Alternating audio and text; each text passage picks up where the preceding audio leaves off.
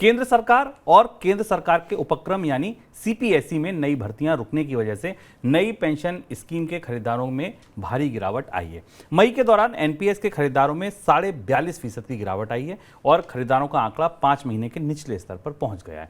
मई के दौरान एनपीएस के सिर्फ 10,081 खरीदार दर्ज किए गए। अप्रैल में यह आंकड़ा 17,459 का था। सर, एनपीएस के आंकड़े कैसे पढ़े जाएं, क्या बता रहे हैं ये आंकड़े? एनपीएस के आंकड़ों को आप पेंशन के सब्सक्राइबर से ज्यादा सरकारी कंपनियों में रोजगार की दृष्टि से देखने से समझने की कोशिश करते हैं, क्योंकि सरकार लगातार पिछले 1 साल से कह रही कि वो सरकारी अवसर में नौकरियों के अवसर बना रही है, भर्ती के अभियान भी चलाए जा रहे हैं, पर नेशनल पेंशन सिस्टम में जो सेंट्रल गवर्नमेंट के पब्लिक सेक्टर अंडरटेकिंग के एम्प्लॉयज़ का आंकड़ा जाता है उस हिसाब से उसमें वो 5 महीने के न्यूनतम स्तर पर था मई में।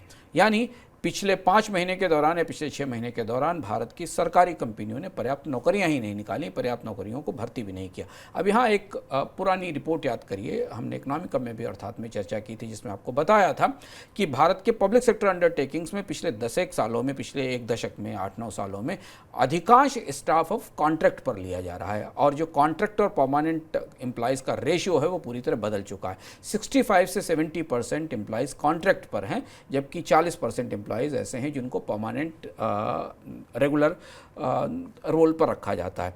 और वही स्थिति हमें यहाँ दिखाई दे रही है।